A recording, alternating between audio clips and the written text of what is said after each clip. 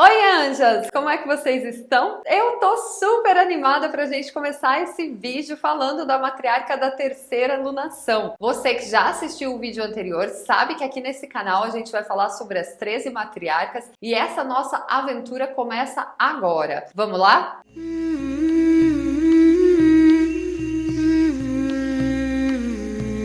Viram que a gente tá de cara nova nesse canal, tudo renovado, tudo assim, ó, fresquinho, fresquinho pra vocês. E aí, a gente vai começar com essa história, que é a história da terceira matriarca. Essa lunação começou no dia 24 de março, na lua nova do dia 24 de março, tá no seu ápice nessa semana de lua cheia e vai finalizar, se eu não me engano, ali no dia 21 ou 22 de abril, antes da próxima lua nova. Então, caso você ainda não tenha lido sobre essa matriarca, o texto dela tá aqui no box de informações, você baixa essa introdução e lê ela todinha e aí acompanha a gente aqui, tá? Então vocês já sabem que a matriarca da terceira lunação se chama Pesa a Verdade. Ela é a guardiã da lei divina, da igualdade e da justiça. Essa matriarca que é responsável no ciclo da verdade cênica, que foi a forma como a Jamie Sams estruturou esse conhecimento, eu expliquei isso para vocês no último vídeo, em aceitar a verdade, como ela é e não como nós gostaríamos que fosse.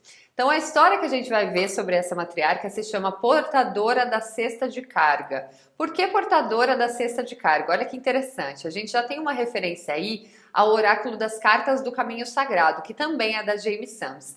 Nessa história, nesse oráculo, ela conta, né, que as cestas de carga elas eram levadas quando os povos indígenas ainda vagavam muito pela terra, se moviam mais, não tinham estruturas tão fixas de moradia. Então, cada um era responsável pela sua cesta de carga, onde a pessoa podia carregar sua lenha, sua alimentação, enfim, o que é seu, você carrega na sua cesta de carga. E ninguém mais pode carregar a cesta por você. Então, essa matriarca, eu entendo aqui que é ela quem determina exatamente quais são os fardos que a gente vai carregar, né? Quais são as cestas que nós vamos carregar. Ela estava nesse dia, no dia que a gente começa essa história, ela estava sentada na sua cabana, na sua tenda, em profundo silêncio. Ela estava observando as cores da terra, as paredes da sua tenda, que eram de barro e de folhas, e as vigas que sustentavam essa tenda eram feitas de bétula. A bétula é uma árvore que tem um tronco esbranquiçado, quase prateado. Essa bétula, ela é hoje, inclusive, um óleo essencial, ela continua sendo uma planta medicinal, e o óleo essencial dela, se eu não me engano, é analgésico e é muito utilizado no controle do reumatismo. Bom, então essa bétula estava por toda a sua cabana, refletindo a luz da lua, que naquele dia estava em lua cheia. Então imagina essa imagem refletida por toda a tenda da matriarca. Ela observava isso enquanto ela estava na sua profunda meditação, que aqui eles chamam de Tioé. Eu não sei exatamente como pronunciar essa palavra, mas basicamente é também um termo cênica para designar silêncio, quietude. E descansando nessa quietude, ela sabia que ela podia recorrer à medicina da bétula de descobrir a verdade no seu coração. O espírito da coruja das neves estava com a matriarca nesse dia. A gente fala muito aqui sobre a coruja, né? No Ocidente a gente trata muito a coruja como um símbolo de inteligência, de sabedoria, mas a natureza da sabedoria da coruja é muito interessante, que é a natureza de dissipar ilusões. Então, nas cartas xamânicas, outro oráculo também da Jamie Sams, ela traz a coruja como o animal que representa aquela que enxerga no escuro, né? Aquela que enxerga o que está além do óbvio e que realmente dissipa as ilusões, sendo assim capaz de nos mostrar a verdade. Aqui nessa história elas até falam que o uivo da coruja, que é o ele está sempre perguntando quem em inglês, né? Então ele está sempre questionando quem é, quem está, o que está aparecendo para mim. Em seu sono de verão, que acontecia durante a lua cheia, Pesa a Verdade foi confrontada com uma situação que testaria suas habilidades para que a justiça fosse encontrada. Duas mulheres da tribo haviam chegado até ela buscando justiça. Uma delas se chamava Água Corrente e a outra Ganso Azul. Água Corrente acusava Ganso Azul de ter pego mais mantimentos do que era a parte dela na hora da divisão de alimentos da tribo, enquanto Ganso Azul acusava Água Corrente estar espalhando mentiras, boatos e fofocas e a não estar prestando seus olhos e os seus ouvidos em seu próprio caminho sagrado, né? Então eles falam bastante isso em diversos momentos, tanto desse livro quanto nas cartas do caminho sagrado, da importância de manter seus olhos e ouvidos no seu próprio caminho sagrado e não julgar o caminho sagrado dos outros, né? Ou seja, meus amores, o famoso cuida da sua vida é um ditado muito antigo, ó, indígena norte-americano. A gente tá falando disso faz tempo, né? Podemos começar a praticar também. Vamos pensar sobre isso. Então, cabia à matriarca determinar qual era a verdade dessa história, eliminar as ilusões que existiam nela e depois de 5 sóis, ou seja, 5 dias, apresentar o seu veredito perante todo o conselho da tribo. Para ver além nessa situação, ela começou a sua caminhada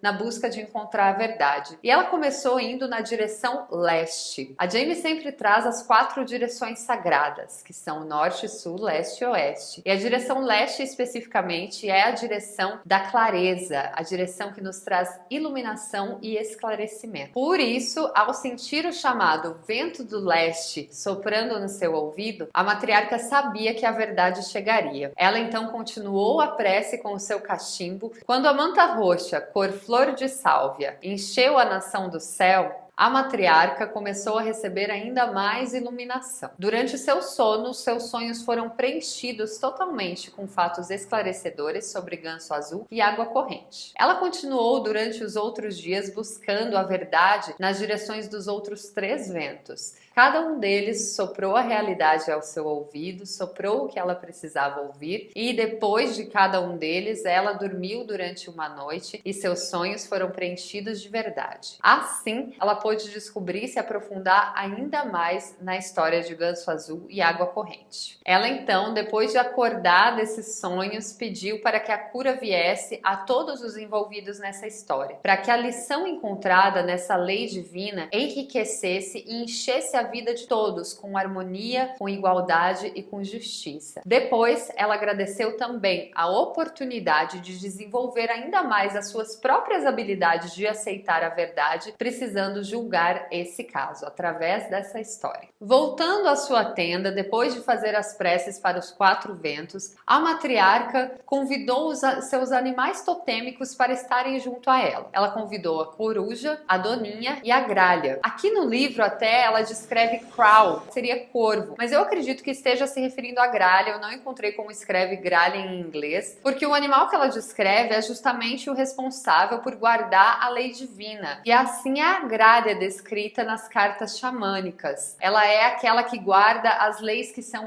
universais e que atravessam o tempo e a história, que valem tanto para passado, quanto presente, quanto futuro, independente da lei dos homens. Essa verdade, então, agradeceu a presença desses animais totem, oferecendo a palma das suas mãos a cada um deles.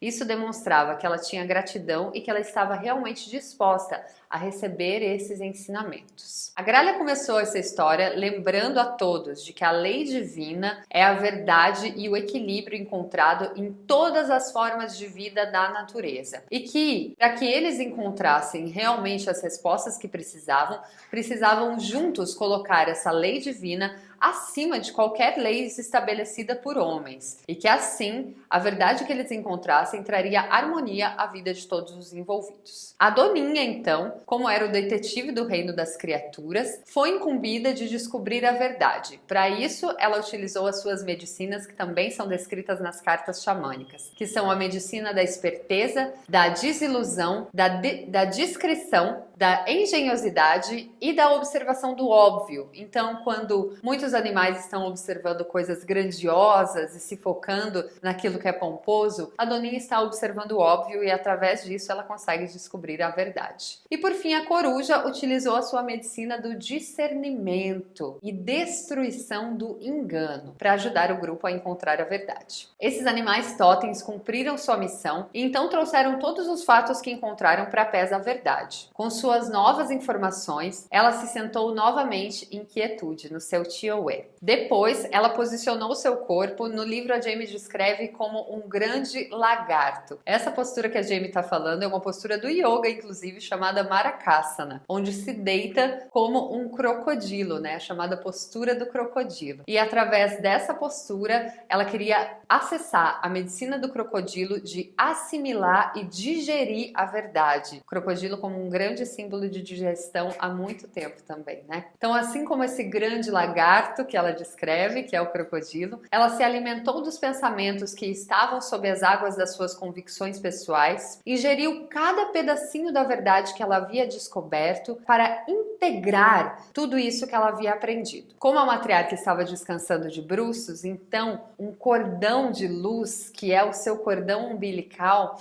se conectou profundamente ao centro da Terra. E através desse cordão umbilical, a Terra passou a nutrir seus sentimentos com possíveis soluções, trazendo para dentro dos pensamentos, das emoções e das ações da matriarca possíveis soluções para a situação que ela enfrentava. Até agora, as informações dessa história me fazem pensar muito na carta da justiça que aparece no Mother Peace Tarot. O Mother Peace Tarot é o único oráculo que eu apresentei até agora que não é da Jamie Sams. Ele é um oráculo norte-americano criado nos anos 70 também por duas mulheres, mas que tem muitas figuras diferentes, imagens que destroem um pouco os conceitos mais padronizados do tarot. Então a justiça mesmo nesse tarot é uma justiça que fala das leis divinas, do karma e do fato de que cada pequena ação que eu faço aqui reverbera em outro lugar do mundo. Então ela está falando da lei da natureza, né, daquilo que não podemos fugir. Eu acho muito bonita a imagem dessa carta e muito provocativa quando a gente está falando de justiça, que não é uma justiça feita pelos homens. Continuando, o livro ainda descreve diversos outros sonhos e encontros com animais que a matriarca teve nesse processo, inclusive com a zebra, que ensinou para ela, por exemplo, que nenhuma verdade é igual, assim como nenhuma das listras dela são iguais, né? Que a verdade se modifica para todo mundo. Ela também encontrou o guaxinim e outros animais nesse processo. Com isso, ela juntou todas essas informações e todos os fatos se esclareceram para ela. Pesa a verdade, chegou então à conclusão de que ela entendia não apenas aquela situação, mas o que estava também por trás daquela situação. O que levou Ganso Azul a ter essa atitude e o que levou Água Corrente a ter a atitude que ela teve. O que ela descobriu é que Ganso Azul carregava uma imensa dor e culpa em seu coração por ter perdido um filho nos invernos anteriores para a fome. Como ela não tinha conseguido superar e falar sobre esse trauma, ela se recolhia em sua concha e acabava pegando mais para si. Ela também descobriu que Água Corrente foi uma criança numa família de muitas crianças e que tinha pouca atenção. Foi aí que ela desenvolveu esse senso de autoproteção, de que se ela falasse da vida dos outros, de alguma forma ela recebia o afeto, o carinho e o reconhecimento que ela estava procurando. Pesa a verdade, então, sentou-se em frente ao conselho da tribo e proferiu seu discurso. Ela disse: "Cheguei a uma decisão sobre esse assunto depois dos 4 sóis e sono exigidos pela lei. Eu consultei os espíritos totem, a medicina dos sonhos, os 4 ventos da mudança, os ancestrais, os 4 chefes de clã e o grande mistério. Eu vi o coração dessas duas mulheres e encontrei a solução que considero necessária para trazer de volta a cura e o equilíbrio para essa tribo." Ela então determinou que para voltarem a caminhar em seus caminhos sagrados, as duas teriam que passar por um processo de 13 luas, ou seja, 1 ano na linguagem das matriarcas. Ganso Azul e Água Corrente precisavam se voltar à origem de suas dores e suas atitudes defensivas. Foi determinado então que Ganso Azul precisava começar indo ao bosque para coletar o dobro daquilo que pegou a mais da última vez. Esses alimentos seriam distribuídos em todas as famílias que tivessem perdido seus filhos para a fome. Depois, Ganso Azul iria passar um sol com cada família, onde ela contaria a sua história e ouviria as histórias de perdas de outras pessoas também, curando assim aquilo que estava incomodando dentro dela. Também foi solicitado que, além de compartilhar a sua dor, que ela dividisse aquilo que ela tinha com crianças que tinham perdido seus pais para a fome. Então, Ganso Azul seria como uma mãe para essas crianças e as trataria com a total entrega de uma família durante essas 13 luas. Por sua vez, a água corrente precisaria acompanhar Ganso Azul durante toda essa conversa. A matriarca entendeu que isso de não manter os olhos e os ouvidos no próprio caminho sagrado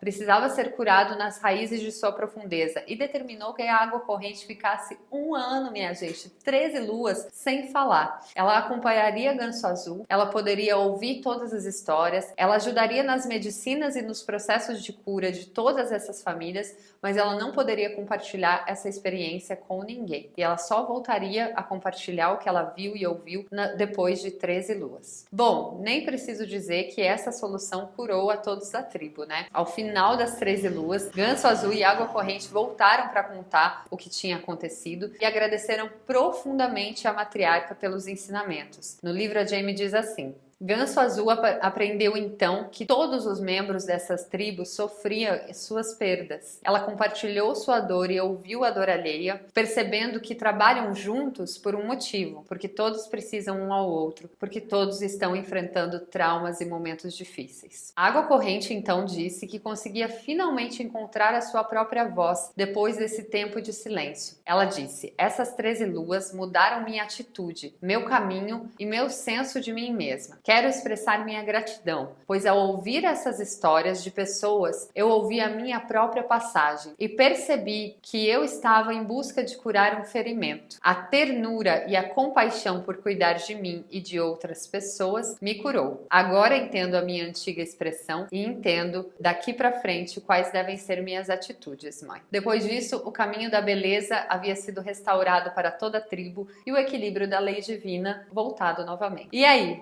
O que vocês acharam dessa história? Eu amo a história das matriarcas, eu amo falar sobre elas e eu amo a linguagem no livro. Como eu disse aqui, eu precisei resumir muito, porque a linguagem ela é toda floreada e amorosa e é muito bonito de ver. Mas a história em si já é maravilhosa, né, gente? Me diz o que você achou desse vídeo, se inscreve no canal, se você gostou, não esquece de deixar o seu like, porque aí o próprio YouTube já te avisa dos próximos vídeos que a gente vai ter, tá? Eu volto na próxima lua cheia, a não ser que vocês me deem um assunto bem bom pra gente falar na lua nova. Me diz aí, conta aqui nos comentários o que você quer ver no seu canal.